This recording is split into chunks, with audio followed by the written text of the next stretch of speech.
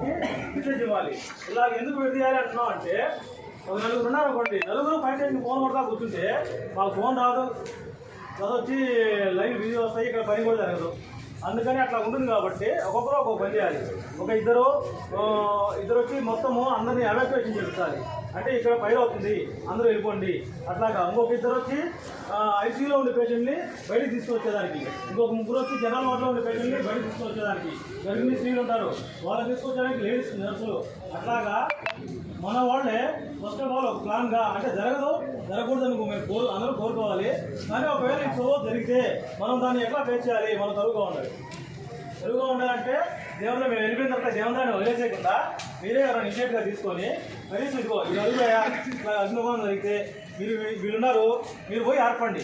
ఎగ్జిబిషన్లు ఉన్నాయి, అవి ఎలా వాడాలో మీకు తెలియదు, మాకు తెలియదు, చూపిస్తాము. మీరు ఆర్పండి. ఇంకో నర్సులు ఉన్నారు, అమ్మా మీ 5-6 మంది ఇప్పుడు ఫ్యూచర్లో ఇలా కానీ జరిగితే ఖచ్చితంగా మీరు గర్భిణీ స్త్రీలు ఉండే వార్డులు మీరు చూసుకోండి. ఇంకొకరు ఉన్నారు నలుగురు జనరల్ వార్డులు మీరు చూసుకోండి. ఐసీయూ పేషెంట్లు అంటే ఖచ్చితంగా మగవాళ్ళు కావాలి, ఎందుకంటే వాళ్ళని బయటకు తీసుకురావాలంటే ఖచ్చితంగా జెంట్సే అవసరం, వాళ్ళని బేర్ చేయాల్సిన అవసరం ఉంటుంది అన్నమాట. అందువల్ల మగవాళ్ళనే మనం వాళ్ళకి కేటాయించాలి.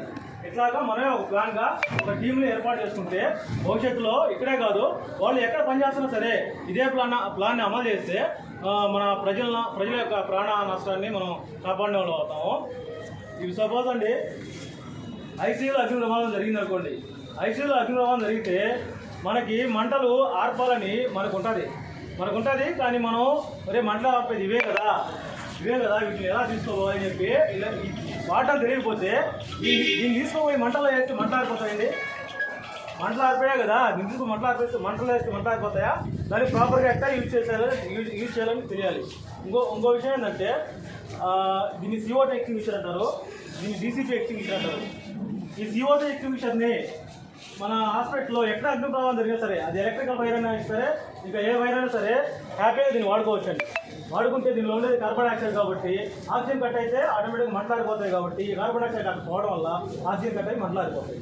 కానీ ఈ DCP ఉంది కదండి, ఈ DCPని మాత్రం అన్ని దగ్గరలో వాడుకోవచ్చు, ఎలక్ట్రికల్ వైర్ మీద అన్ని దగ్గరలో వాడుకోవచ్చు. కానీ ఎక్కువ ఐసీయూ వార్డులో మాత్రం వాడకూడదు. ఐసీయూ వార్డులో ఏంటంటే సబ్స్టేషన్ పాల్గొవచ్చు, చాలా మంది ఉంటారు. దీనిలోకి మొత్తం పవర్ వస్తుంది, పవర్ వచ్చి మొత్తం సర్క్యులేట్ అయిపోతుంది అన్నమాట. ఆక్సిజన్ కట్ చేసినప్పుడు ఐసీయూలో ఉండే వాళ్ళకి ఎంత ప్రాబ్లం అవుతుంది? మామూలుగానే వెంటిలేటర్ మీద ఉంటారు, తెలియని వాళ్ళు పక్కన మంటలు ఆర్పాలని మన వాళ్ళు చాలా మంది ఉంటారు. చూసాము మన హాస్పిటల్ ఎక్కువగా అయ్యే ఉన్నాయి. ఒకవేళ ఐసీయూలో ఉంటే మాత్రం ఇవి వాడకండి, దయచేసి. ఐసీయూలో ఉంటే మాత్రం CO2 వాడాలండి. ఉన్నాయా? చూడండి, వాళ్ళే ముందుగానే తెలివిగా పెట్టారు ఎవరో ఇక్కడ ఫైర్ వర్క్ చేసిన వాళ్ళు. అట్లా ప్రమాదం జరిగేదానికి అవకాశం ఉంటుంది అన్నమాట. ఈ విషయం కూడా ప్రతి ఒక్కరు గుర్తుపెట్టుకోవాలి. నెక్స్ట్, అగ్ని ప్రమాదాలు జరిగితే ఈ అంతస్తులో పై అంతస్తులో పేషెంట్లు ఉన్నారండి. పై అంతస్తులో పేషెంట్లు ఉంటే వాళ్ళని ప్రమాదం నుంచి తప్పించడానికి తొందరగా కిందకి తీసుకురావాలి. ఎటు తీసుకుని వస్తాం? ఒకవేళ లిఫ్ట్ ఉంటే 100% లిఫ్ట్లో తీసుకొని వస్తాం. ప్రతి ఒక్కరు తెలుసుకోవాల్సిన విషయం ఏంటంటే, లిఫ్ట్లో తీసుకొని వస్తే ఏమవుతుందంటే, అగ్ని ప్రమాదం జరగడం వల్ల గోడలో ఉండే వైర్లు మెంట్ అయిపోయి లిఫ్ట్ సగం మధ్య దారిలో ఆగిపోతుంది. అందరూ బయటకు వచ్చేస్తారు. కానీ అందరూ వచ్చేసిన తర్వాత అందరూ వచ్చేసరికి అనుకుంటారు. కానీ ఇక్కడే ఒక చిన్న విషయం చేయాలి. అదేంటంటే, బయటకు వచ్చిన తర్వాత ప్రతి వార్డుకి ఇప్పుడు ఒక నర్సు కేటాయించారు అనుకోండి. ఒక వార్డులో, ఆ వార్డులో ఎంతమంది పేషెంట్లు ఉన్నారో అని ఐడియా ఉంటుందా? అవి అందరూ బయటకు వచ్చేసిన తర్వాత మా వాళ్ళు అందరూ వచ్చేసరికి అని అనుకోకుండా మా వార్డులో పేషెంట్లు ఎంతమంది ఉన్నారండి అని హెడ్ కౌంట్ తీసుకోవాలి. హెడ్ కౌంట్ ప్రతి వార్డులో ఉండే వాళ్ళ హెడ్ కౌంట్ తీసుకోవాలి, డాక్టర్ల హెడ్ కౌంట్ తీసుకోవాలి, మన స్టాఫ్ ఎంతమంది ఉన్నారో అందరూ హెడ్ కౌంట్ తీసుకోవాలి. జరిగి ఎక్కువ మంది చనిపోతారు. యాక్చువల్గా ఎక్కడైనా మల్టీ స్టోర్ బిల్డింగ్స్లో కానీ అగ్ని ప్రమాదం జరిగితే ఫైర్ వల్ల ఎవరో చచ్చిపోరండి. ఫైర్ వల్ల ఎక్కువ మంది ఎప్పుడో చచ్చిపోతారు. ఎక్కువ మంది దేని వల్ల చచ్చిపోతారంటే ఊపిరాడుకోవడం వల్ల. ఒక రూమ్లో ఐసీయూ వార్డులో అగ్ని ప్రమాదం జరిగింది అనుకోండి, జరిగినప్పుడు మొత్తం కార్బన్ డైఆక్సైడే ఉంటుంది. కార్బన్ డైఆక్సైడ్ ఆటోమేటిక్గా ఏముంటుంది? పొగ మన గ్రౌండ్ నుంచి కొద్దిగా హైట్లో ఉంటుంది. మనం మంట వెలిగింగానే చూసారా మీరు, పొగ అనేది పైకి వెళ్తుంది.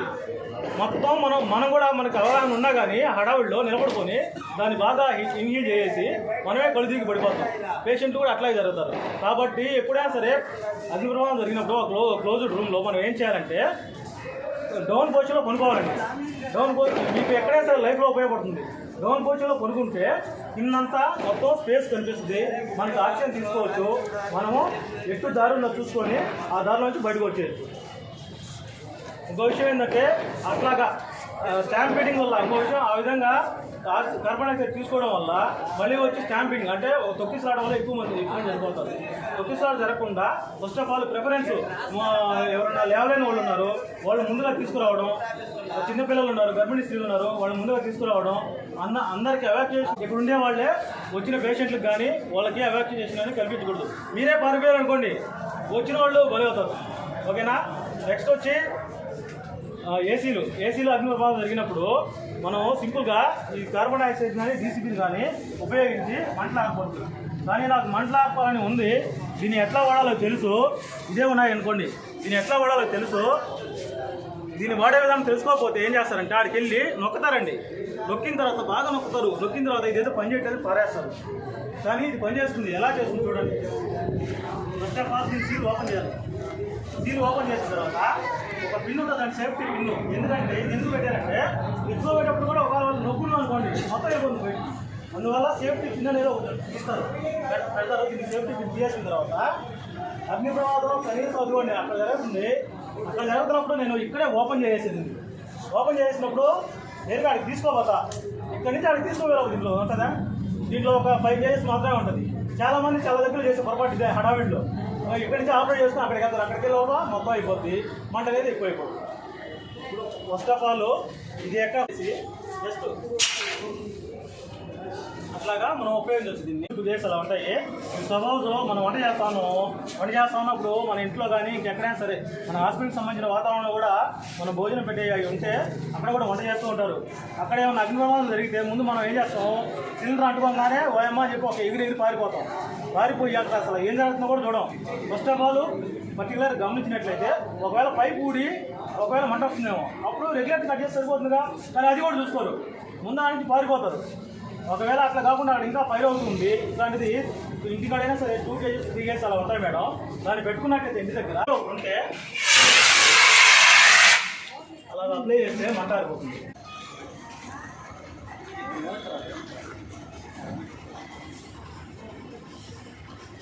గాలికి